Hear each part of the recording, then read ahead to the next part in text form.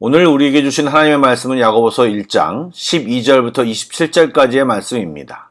신약성경 371쪽입니다. 야고보서 1장 12절부터 27절까지의 말씀을 드라마 바이블로 낭독합니다. 시험을 참는 자는 복이 있나니 이는 시련을 견디어낸 자가 주께서 자기를 사랑하는 자들에게 약속하신 생명의 면류관을 얻을 것이기 때문이라. 사람이 시험을 받을 때에 내가 하나님께 시험을 받는다 하지 말지니 하나님은 악에게 시험을 받지도 아니하시고 친히 아무도 시험하지 아니하시느니라. 오직 각 사람이 시험을 받는 것은 자기 욕심에 끌려 미혹됨이니 욕심이 잉태한 즉 죄를 낳고 죄가 장성한 즉 사망을 낳느니라. 내 사랑하는 형제들아, 속지 말라. 온갖 좋은 은사와 온전한 선물이 다 위로부터 빛들의 아버지께로부터 내려오나니 그는 변함도 없으시고 회전하는 그림자도 없으시니라. 그가 그 피조물 중에 우리로 한 첫 열매가 되게 하시려고 자기의 뜻을 따라 진리의 말씀으로 우리를 낳으셨느니라. 내 사랑하는 형제들아, 너희가 알지니 사람마다 듣기는 속히 하고 말하기는 더디하며 성내기도 더디하라. 사람이 성내는 것이 하나님의 의를 이루지 못함이라. 그러므로 모든 더러운 것과 넘치는 악을 내버리고 너희 영혼을 능히 구원할 바 마음에 심어진 말씀을 온유함으로 받으라. 너희는 말씀을 행하는 자가 되고 듣기만 하여 자신을 속이는 자가 되지 말라. 누구든지 말씀을 듣고 행하지 아니하면 그는 거울로 자기의 생긴 얼굴을 보는 사람과 같아서 제 자신을 보고 가서 그 모습이 어떠했는지를 곧 잊어버리거니와 자유롭게 하는 온전한 율법을 들여다보고 있는 자는 듣고 잊어버리는 자가 아니요 실천하는 자니 이 사람은 그 행하는 일에 복을 받으리라. 누구든지 스스로 경건하다 생각하며 자기 혀를 제갈 물리지 아니하고 자기 마음을 속이면 이 사람의 경건은 헛것이라. 하나님 아버지 앞에서 정결하고 더러움이 없는 경건은 곧 고아와 과부를 그 환난 중에 돌보고 또 자기를 지켜 새 속에 물들지 아니하는 그것이니라.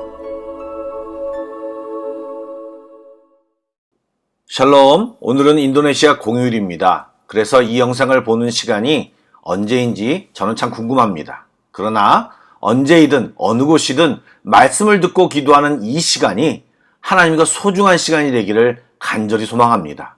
은혜와 영적 기쁨이 충만한 시간이 되길 축복합니다. 아멘. 말씀을 나누겠습니다.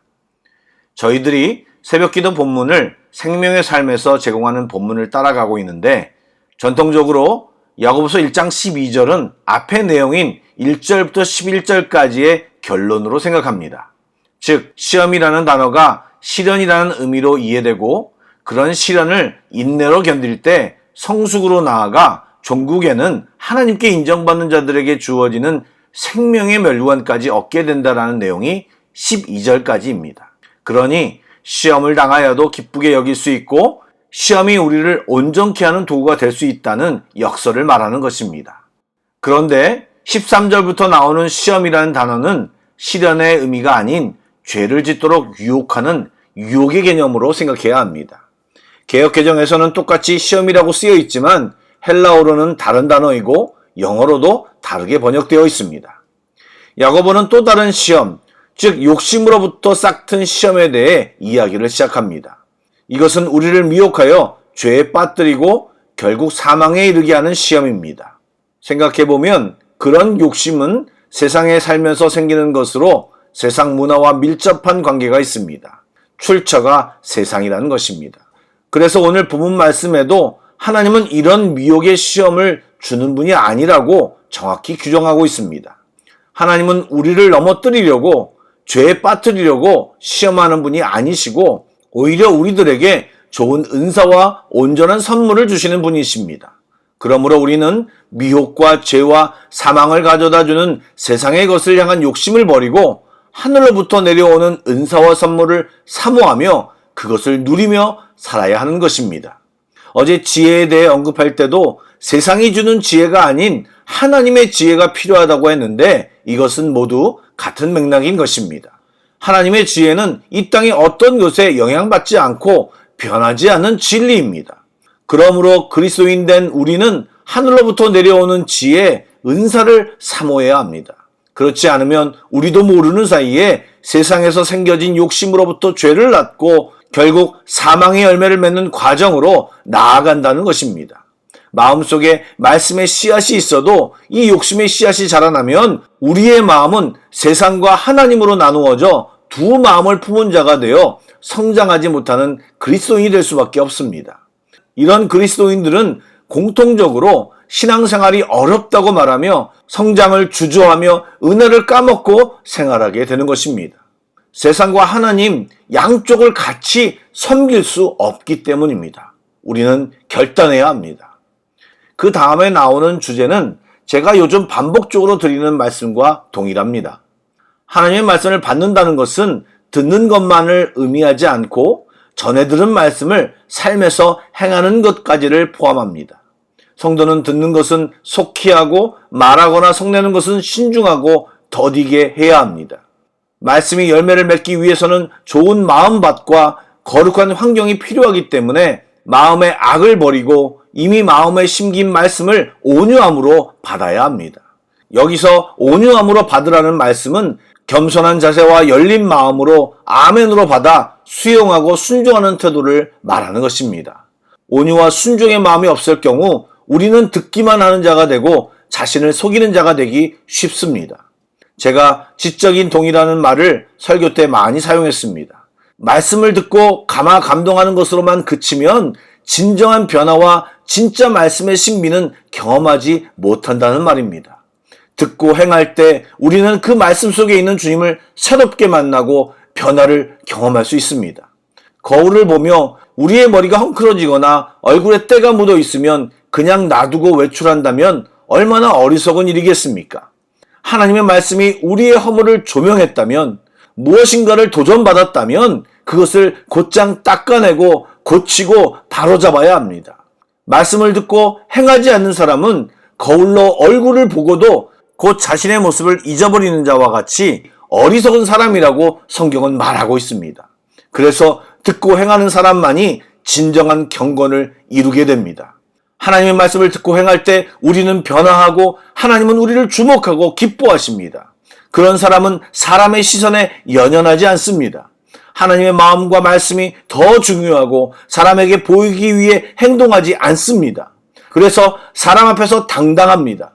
또 사람에게 걸려 넘어지지 않습니다. 진정한 경건은 하나님 앞에서 자신을 지키는 것입니다. 바라기는 이렇게 말씀을 듣고 행하여 하나님을 기쁘시게 하고 진정한 경건을 이루며 살아가는 우리 모두가 되길 주님의 이름으로 축복합니다. 아멘. 기도하겠습니다. 사랑의 주님, 이 세상을 살 때 수많은 유혹과 시험이 몰려오지만 승리하며 살게 하여 주옵소서.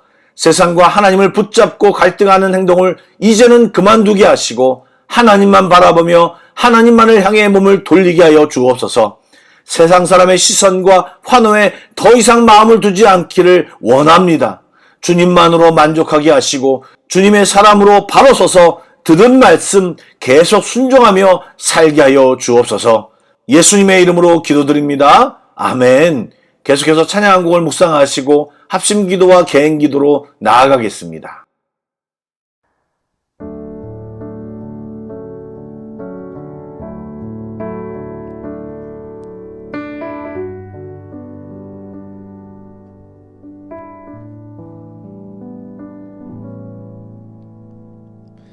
날마다 숨 쉬는 순간마다 내 앞에 어려운 일 보내 주님 앞에 이 몸을 맡길 때 슬픔 없네 두려움 없네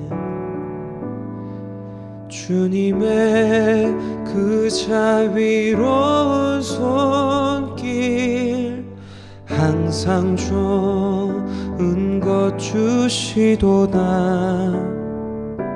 사랑스레 아픔과 기쁨을 수고와 평화와 안식을 날마다 주님 내 곁에 계셔 자비로 날 감싸주시네 주님 앞에 이 몸을 맡길 때 힘주신 내 위로함 주네 어린 나를 품에 안으시사 항상 평안함 주시도다 내가 살아 숨을 쉬는 동안 살피신 다 약속하셨네 인생의 어려운 순간마다 주의 약속 생각해보네 주님 속에 믿음 잃지 않고 말씀 속에 위로를 얻네 주님의 도우심 바라보며 모든 어려움이 기도다 흘러가는 순간순간마다 주님 약속 새겨봅니다 흘러가는 순간순간마다 주님 약속 새겨봅니다